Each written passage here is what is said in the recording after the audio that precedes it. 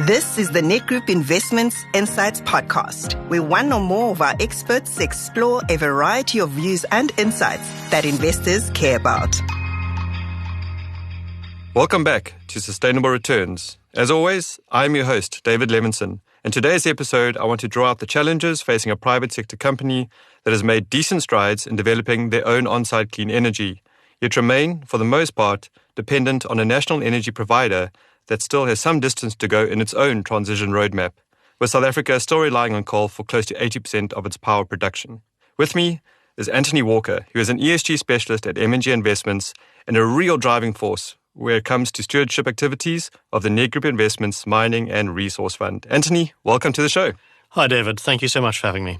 Now, Anthony, the paper and pulp sector producer, SAPI, has been a position in the portfolio for some time.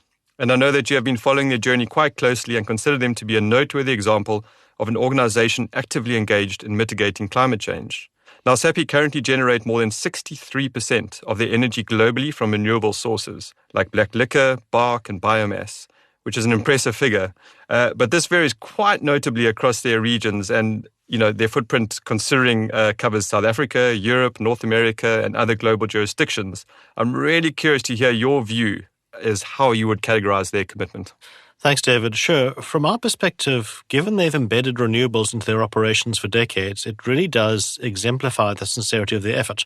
This isn't new or a marketing push. It's part of their organizational DNA. They've improved efficiency across mills and are working towards close to 42% reduction in Scope 1 and 2 emissions per ton of product by 2030. This aligns with realistic medium-term goals instead of flashy, unattainable promises. Why would they not just set a net zero 2050 target like, most of the local and global climate bodies expect? Well, David, the reality is, as you mentioned in your introduction, South Africa's grid is still 80% coal-powered. A net zero pledge without a roadmap lacks credibility. So instead, they've chosen achievable medium-term targets. For investors, and in my experience, this honesty is quite significant. It avoids greenwashing while still showing ambition and maintaining credibility. And yet, some European investors want to see those 2050 commitments. Is there a risk SAPI loses out here? Yes, that can be a factor. So ESG funds with strict exclusion policies might pass them over. But SAPI is engaging in shareholder dialogue. M&G Investments, for instance, has encouraged them to keep refining and sharing detail on the interim goals while exploring how they might stretch to net zero over time. It's a constructive tension. A constructive tension, indeed. If we zoom out, what then does this teach us about investing in South African companies, and what do investors ultimately need to be looking for? Firstly, it teaches us that context matters. Pushing for the same commitments as European peers ignores local constraints like energy mix, regulation, infrastructure, etc.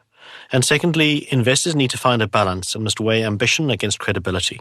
If we look at Europe as an example, there the company's been able to draw on nearly 2/3 of the energy demand from clean resources.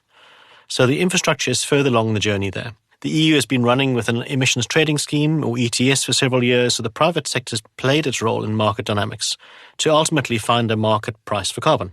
So what I'm getting from our conversation, where it comes to companies like SAPI, is that ambition and credibility must work hand in hand. Exactly, and that may look like supporting credible medium-term targets, rewarding integrity over promises, and effectively using engagement to encourage long-term thinking, but without enforcing unrealistic commitments that at this stage are just really difficult to achieve given the South African context. I think that is a fair perspective. And for the listeners interested in this collaborative engagement and others like it, we really do encourage you to keep an eye out for our Mining and Resource Fund's quarterly commentaries, where we highlight stewardship activities just like this and many others. Thanks for joining me today, Anthony. This has been an interesting conversation and one that the audience can most certainly learn from. Thanks, David. An absolute pleasure. Thanks for having me. We hope you enjoyed this discussion. Remember to stay tuned for the next episode of Sustainable Returns, where we unpack more insights and key movements and trends in the responsible investment space. This podcast is for marketing purposes only. The information contained in the podcast or video was for information purposes and does not constitute advice, recommendation, or an offer or solicitation to purchase or sell any funds or strategies to any person in any jurisdiction in which the offer, recommendation, or solicitation to purchase would be unlawful.